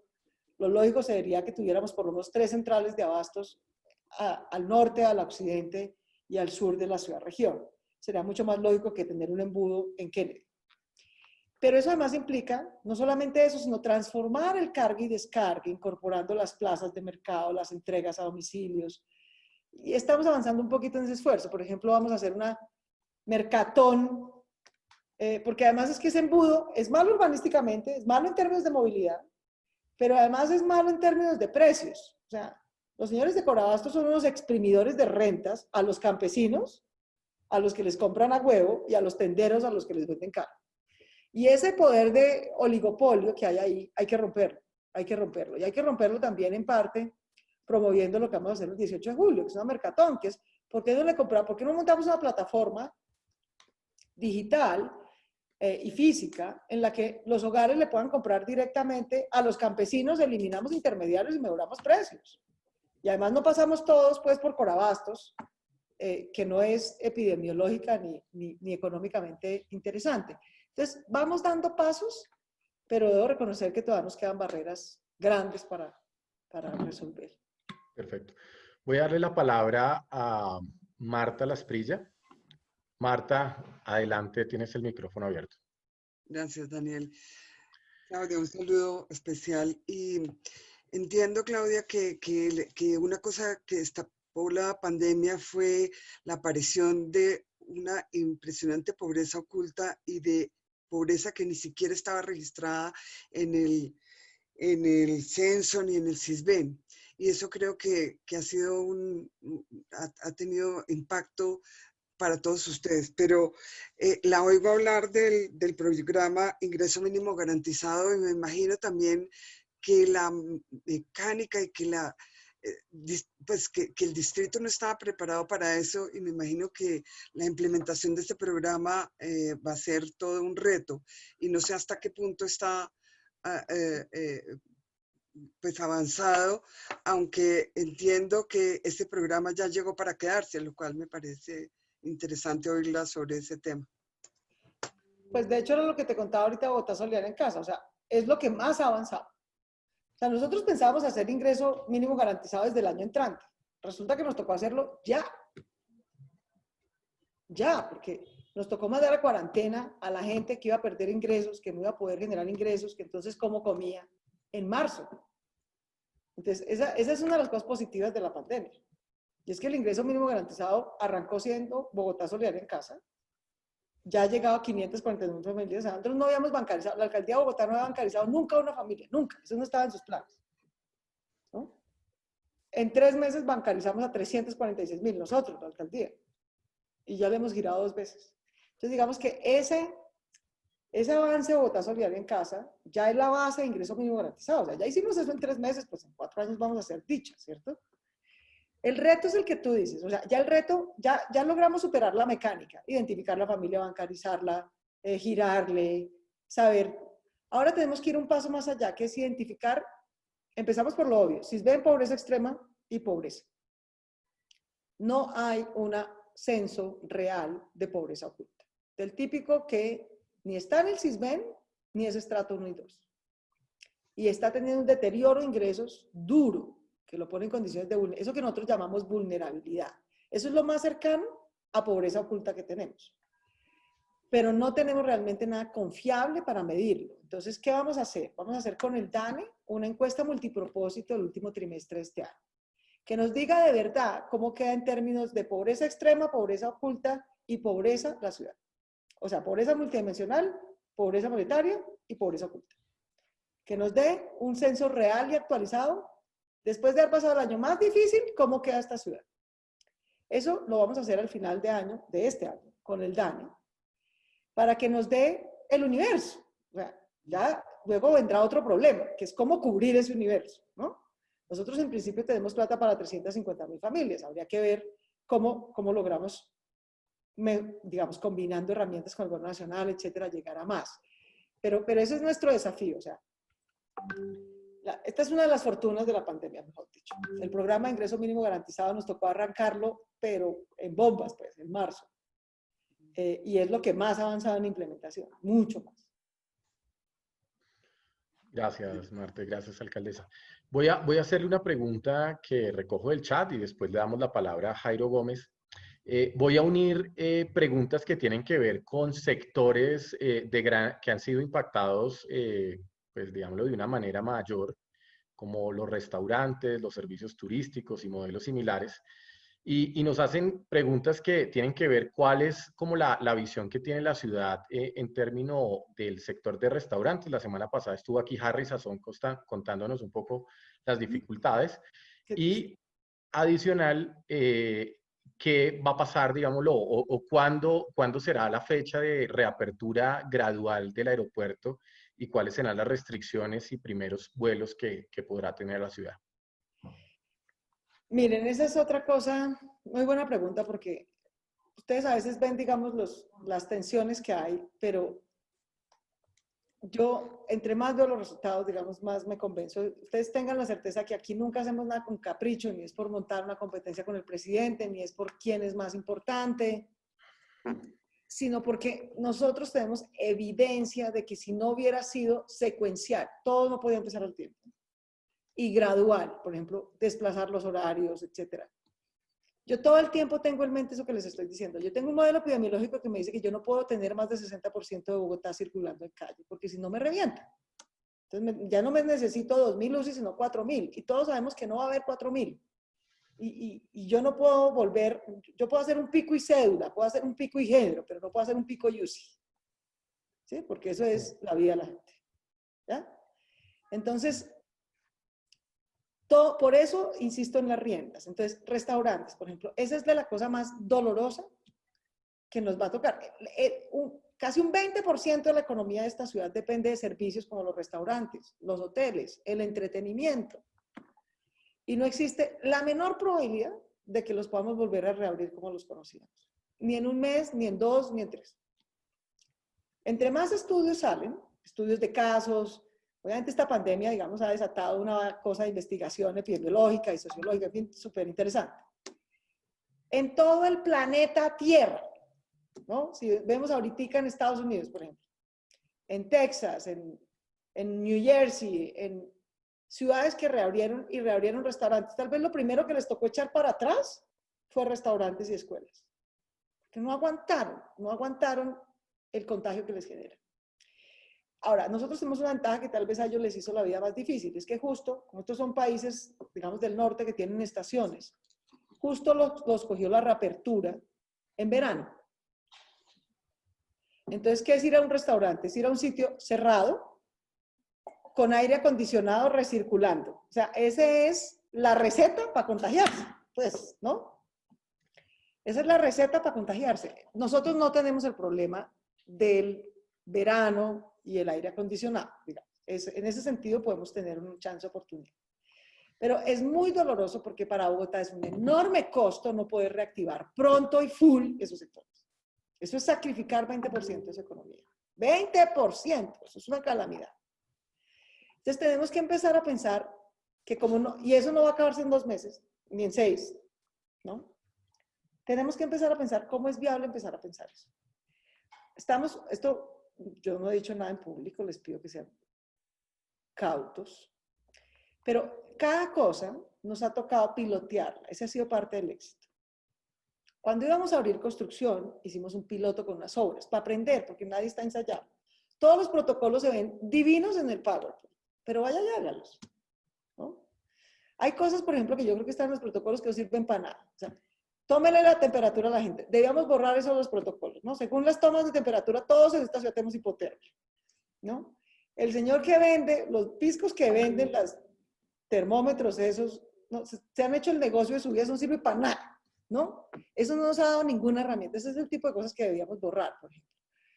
Pero, en cambio, hay otras que sí son súper indispensables, digamos, el tema del lavado de manos, el tema del gel, el tema del tapabocas, es infinitamente más importante que la toma de temperatura. Entonces, vuelvo al tema de qué nos toca hacer para dar la respuesta. Siempre nos toca, no todo el tiempo. Entonces, en este momento, queridos, vamos rumbo al pico. Estamos en julio, el pico va a ser en agosto. ¿En qué día de agosto? Yo no sé exactamente, ¿no? Entre la primera y la última semana. ¿Puedo abrir otro sector ahorita? No, ni por el carajo, ¿no? Porque ya con lo que estoy, vieron el indicador de movilidad, ya estoy llegando al límite en el que puedo estar. Lo máximo que podríamos hacer es tal vez en unas 3 semanas, de pronto en el fin de semana del 20 de julio, ver si podemos hacer un piloto de restaurantes. ¿Qué es un piloto de restaurantes? Sacar los restaurantes a la calle. Es como un alimentarte, pero no concentrado en el Virrey, sino en varios puntos en la ciudad. Porque lo que sí sabemos, ¿qué es lo que tenemos que hacer? Felices de ir a un restaurante, pero tiene que quedar afuera, no en recinto cerrado, para que tenga buena aireación y con otro tipo de protocolos. ¿Cómo hacer eso? Pues no es tan fácil, pues, pero vamos a ver cómo podemos hacer un piloto, a ver cómo logramos ensayar eso en un primer momento, por ahí unas 2 o 3 semanas. El aeropuerto. Ahora, ¿por qué pongo las dudas? Porque cada vez que hacemos un piloto de algo, abrir un sector, eso llega para quedarse, porque obviamente usted hace un piloto de los constructores y a la siguiente semana todos los constructores ya dicen, bueno, listo, el piloto salió bien, ahora todos, ¿no? Entonces, yo ya sé que esto funciona así. Uno hace un piloto de algo y la presión del sector por entrar completo es grandote. Entonces, vamos a hacer primero el de restaurantes y por último, tal vez a finales de julio, primera semana de agosto, el del aeropuerto. Porque no somos capaces de incorporar muchos riesgos al tiempo. Nos toca uno cada 15 días. Ese ha sido, grosso modo, la manera en que lo ha hecho Bogotá y le ha ido bien. Entonces no vamos a cambiar de método ahorita que estamos justo en el momento más difícil. Entendido. Jairo Gómez, adelante, tiene la palabra. Alcaldesa, buenas tardes. Me gustaría saber, el dinero que se gasta en Corferia, ¿no sería mejor invertirlo en la compra de respiradores? Muchas gracias. No es lo uno o lo otro, Jairo. Se necesitan ambas cosas. Se necesitan ambas cosas. Corferias es para tener un centro de expansión hospitalaria. Y se necesita. ¿Sí? ¿Qué tan grande va a ser? Pues sabemos que puede ser desde 200 camas con los que arrancó hasta 5.000. ¿Por qué se necesita, Jairo? No solamente porque si hay algún sitio, si uno quiere contagiarse, ¿a qué sitio debe ir? A un hospital. Es el sitio donde uno se contagia, no de coronavirus. Antes del coronavirus se podía contagiar de cualquier cosa. Bacterias, vainas, en fin. Entonces, ideal tratar de ir sacando poco a poco a los pacientes no COVID. Para esos Corferias, para ir sacando poco a poco a los pacientes no COVID de baja y mediana complejidad, que corren un altísimo riesgo de entrar por una, ¿sabes?, diabetes y terminar con diabetes y coronavirus, lo cual es gravísimo. Entonces, si los podemos ir sacando, mejor. Por eso Corferias. Y siempre se necesita. Y lo otro es porque, mira lo que nos va a tocar hacer. Nos va a tocar hacer 1.000 UCIs nuevas que no teníamos. ¿Dónde se hacen esas 1.000 UCIs? Pues en los hospitales, y no en cualquier hospital. en los 30 y pico hospitales de alta complejidad que tiene Bogotá, públicos y privados. Eso quiere decir que yo tengo que transformar camas hospitalarias en UCIs. Entonces, cuando yo crezco 1000 UCIs dentro de los hospitales, lo que estoy haciendo es sacar 1000 camas hospitalarias. Para eso es Corferias, para ir haciendo esa expansión poquito a poco. Entre más UCIs vamos instalando, más se va llenando Corferias. ¿Sí? Y yo lo necesito, porque quito la cama hospitalaria. ¿Dónde la pongo? Si no tengo Corferias, tengo dónde poner la UCI, pero no tengo dónde poner la cama hospitalaria. Entonces, ese es el sentido de Corferias. Ahora, ideal hacer eso despacito, despacito. Esto es como la canción, mi hermano. Esto es la clave de administrar esta pandemia. Es la velocidad lo que hay que manejar aquí, ¿sí? Entonces, si la gente dice, pero Corferias no tiene 5.000 pacientes. Queridos, si Corferias tuviera 5.000 pacientes, Bogotá tendría 30.000 muertos. ¿Ya? Entonces, alegrémonos de que no tenga 5.000, porque es que si tuviera 5.000 pacientes ya quiere decir que ya hubiera necesitado las 2.000 UCIs que no tenía, y quiere decir que hubiéramos tenido no 30.000, pero sí como 10.000 muertos. ¿Ya? Entonces, alegrémonos de que hemos logrado manejar la velocidad de manera tal que eso se va llenando despacito, ¿no? Entonces, ese es el sentido de Corferias. Yo sé que a veces causa un poquito de desconcierto, pero así estaba planeado, y que vaya al ritmo lento es prueba de su éxito, no de su fracaso. Gracias. Ahora, también hay que comprar ventiladores, por supuesto, por supuesto. El sector privado compró 125, nosotros compramos 140. Pero ¿por qué mi disputa sobre los ventiladores, querido? Porque es que aquí se va a acabar la historia en la que a Bogotá la ordeñan y nunca le dan. A mí me da mucha pena, pero es que nosotros no somos la capital de Tombuctú, somos la capital de Colombia. Y el gobierno nacional decidió quitarnos plata a todos para centralizar en el FOME la plata con la que nos iba a cuidar. Ustedes y todos nosotros aportamos 567.000 millones de pesos de nuestros impuestos. Para que ahora nos estén michicateando 1.000 UCIs, pues. Jodas. No fregues, pues. Entonces, una de dos. O centralizamos la plata y nos devuelven las 1.000 UCIs, o no la centralizamos. Y listo, Bogotá compra sus 1.000 UCIs. Y Chocó no hubiera tenido una. Porque con la plata, ¿de quién le vienen a comprar? Pues con la nuestra. Lo único que pedimos es que nos den nuestro pedacito de la torta. Nos la tienen que dar y no la van a dar. Muy claro, alcaldesa. Bueno, le voy a dar la palabra al doctor Oscar Iván Zuluaga. Muy buenas tardes, Oscar Iván. Gracias por acompañarnos. Adelante, tienes la palabra. Daniel, gracias. Bueno, alcaldesa, saludarla. Muchas gracias por su presentación y el tiempo que nos ha dedicado. Mi pregunta es, ¿cómo se van a ver las finanzas del distrito? Este es un tema muy delicado porque Transmilenio, el tema de la baja utilización o los topes que hay que establecer, el tema de industria y comercio, ingresos como el de la sobretasa a la gasolina, bueno, en general va a haber una afectación grande. ¿Cómo están proyectando ustedes el tema de las finanzas del distrito para financiar sin mayores obstáculos ese ambicioso plan de desarrollo que usted nos ha presentado? Gracias. Doctor Oscar Iván, usted que bien sabe de finanzas, sabe que esto es duro, porque claro que la caída en el recaudo es grandota. De hecho, todavía no sabemos cuánto va a ser, ¿no? Nuestro punto crítico aquí, nuestro pico en términos de fiscales, es saber cómo nos va a ir en agosto con el pago del predial, que aplazamos hasta agosto y que tiene descuento. Vamos a ver, ahí vamos a saber qué tan duro va a ser el golpe, pero por ahora estimamos un golpe duro, un golpe de por lo menos 4 billones de pesos este año en menores ingresos para la ciudad. ¿Cuál es nuestra estrategia en principio? O sea, que dependemos de varias cosas.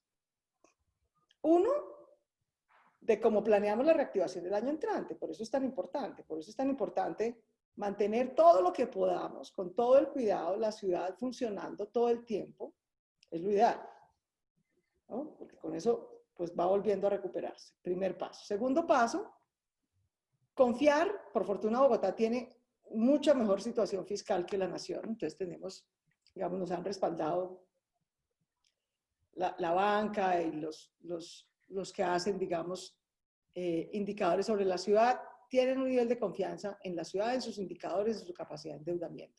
¿Cómo vamos a compensar la hoja del recaudo? Con más endeudamiento. Eso es lo que vamos a hacer.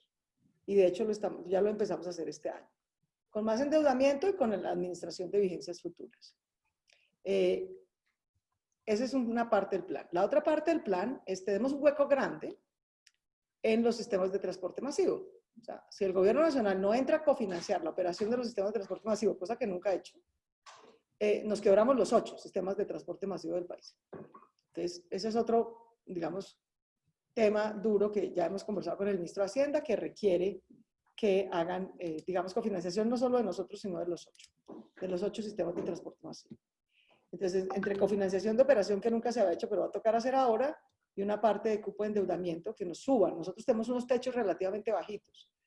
Las ciudades, tenemos capacidad que nos suban ese techo para poder cubrir con cupo una parte general y una parte del sistema de transporte masivo, que es otro hueco grandote que tenemos todos, por cómo hemos tenido que operar en la pandemia. Y administrar vigencias futuras, ¿no? Ver qué tanto de eso somos capaces de traer para sacar algunos proyectos estratégicos y concentrarnos en los proyectos. Esos 500.000 empleos no los va a generar los 540 y pico de proyectos de la ciudad. En realidad los va a generar 50 proyectos de la ciudad. Entonces hay que concentrarse, digamos, en tener proyectos muy eficaces en términos de empleabilidad para poder generar esa reactivación. Pero esa es básicamente, digamos, un poco nuestra estrategia, pero va a ser duro, digamos, sin duda sacarla adelante. Bueno, alcaldesa, muchas gracias. Para cerrar, pues tenemos cientos de preguntas, pero vamos a darle una pregunta final al doctor Marco Rocha. Doctor Rocha, muchas gracias por acompañarnos. Como siempre, esta es su casa. Adelante, tiene el micrófono abierto. Muchas gracias. Señora alcaldesa, se sabe que el gobierno no es generador de empleo eficiente debido a la inestabilidad y a las frecuentes intervenciones de los políticos en las nóminas de las diferentes entidades oficiales. Pregunto, siendo el sector privado un sector generador de empleo muy importante, ¿qué han pensado ustedes como estímulo para que el sector privado aparezca con unas posiciones muy importantes para poder llegar a disminuir esa cifra tan preocupante del desempleo? Gracias. Gracias, doctor Rocha. 3 cosas allí, digamos. Y uno, yo entiendo su punto y su desconfianza en la alcaldía, pero esta no es una alcaldía dominada por políticos. Esta es una alcaldía cuyo gabinete se seleccionó por Headhunter y concurso de méritos. Y es una alcaldía que contrata a la gente que requiere por prestación de servicios por una plataforma pública que se llama Talento No Palanca. Entonces, y no creo que sea solamente la excepción de esta administración, digamos, Bogotá tiene una calidad de administración distinta desde hace varios años. Entonces, en ese sentido, no es tan negro el panorama, no es tan difícil el panorama. Ahora, en todo caso, el sector privado pues, es el gran motor, por supuesto, de la economía. ¿Cuál es lo primero? Pues que pueda funcionar. Por eso, la reactivación económica, digamos, gradual, secuencial, segura, pues es lo primero, ¿cierto? Que puedan salir. Lo segundo es complementar los instrumentos. Yo creo que así como hemos complementado Ingreso Solidaria con Bogotá Solidaria en Casa, y ese ha sido un gran aporte, digamos, para poder llegar a familias en pobreza, igual hay que complementar las herramientas que está diseñando el gobierno nacional, que es el que tiene la llave de la reactivación económica. O sea, los que generamos empleo en el sector privado y damos estímulos macroeconómicos y fiscales y crediticios, pues no somos las alcaldías, esa es función del gobierno nacional. El gobierno nacional tiene básicamente 3 líneas. Subsidio a las nóminas, ¿cierto? Tiene líneas de crédito y tiene garantía para acceso a crédito. Esos son sus 3 instrumentos. Y de nuevo, allá la posta la tienen ellos. Nosotros, las alcaldías, lo que hacemos es complementar. Ellos hasta ahora tienen estos 3 instrumentos que han tenido, digamos, cierta digamos, utilidad y ciertas limitaciones también en cuanto a empleabilidad. ¿Qué vamos a hacer nosotros? Complementarlo, hoy justamente lo estuvimos viendo, nosotros vamos a tener así, usted recuerda el Ministerio de Trabajo tal vez hizo programas de empleo dirigidos a poblaciones particulares, mujeres, jóvenes, mayores de 50. Son las 3 poblaciones que más difícil la van a tener empleabilidad. Nosotros lo que vamos a hacer es en asocio con las cajas de compensación, generar un mecanismo de subsidio financiado por Bogotá al que enganche en el sector privado a cualquiera de estas tres poblaciones.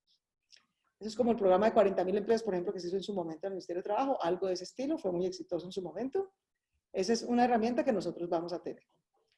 La siguiente es, si uno mira quién se ha beneficiado del subsidio a la nómina y de la garantía que da la Nación. Como siempre, las microempresas para abajo son las que se quedan colgadas, digamos. Eso funciona muy bien para las pequeñas, para las medianas, ciertamente para las grandes, pero hay varias barreras de acceso para aplicar tanto a subsidio a nómina como a la garantía. Entonces, nosotros lo que vamos es a especializarnos en ofrecer eso mismo, ¿cierto? El subsidio a la nómina, ciertas líneas de crédito, pero justamente en el mercado al que le queda difícil llegar al gobierno nacional, que es el de las micros y el mundo en el que raya con la informalidad. Y lo vamos a hacer con microfinancieras que saben hacer eso, que nos ayuden a llegar a ese segmento. Tenemos un proyecto ambicioso, que no vamos a poder arrancar este año, pero sí el año entrante, y es una cosa que tenemos que hacer por nuestra economía, es combatir el gota a gota. ¿Verdad? ¿Quién está creciendo? ¿Cuál es el sector económico que más está creciendo en este momento? Yo me atrevería a decir que es el gota a gota. Ese es el renglón, ¿no? El servicio económico que más está creciendo en este momento. Y eso es una desgracia. Es una desgracia desde el punto de vista económico, es una desgracia desde el punto de vista de gobernabilidad de esta ciudad, es una desgracia desde el punto de vista de seguridad. Así, y a eso hay que competirle no con la ley, no sé qué, que los vamos a perseguir, si eso lo podemos decir, pero ajá. Sino con un sistema de microfinanzas para personas y pequeños empresarios o empresarios informales que tengan un canal distinto del gota a gota. Y ese es tal vez nuestro proyecto estratégico más importante, pero ese solo va a empezar el año entrante. Esas tres son como los tres canales, insisto, complementarios a los del gobierno nacional, por los cuales vamos a tratar de inyectarle recursos y posibilidades al sector privado. Bueno, alcaldesa, pues muchísimas gracias por su tiempo, de verdad nuevamente por la apertura en contarnos los objetivos y los retos de este plan de desarrollo y los retos ciudad. Agradecerle a usted y a su equipo porque día a día, pues realmente estar al frente de esta pandemia nos muestra que realmente la función pública pues tiene un gran mérito, en especial en estas crisis. Así que nuevamente muchas gracias. Santiago, para cerrar, me gustaría pues unas palabras finales. Sí, muchas gracias. Antes de escuchar a Santiago, una lección que nos deja a todos como ciudadanos es que los cargos...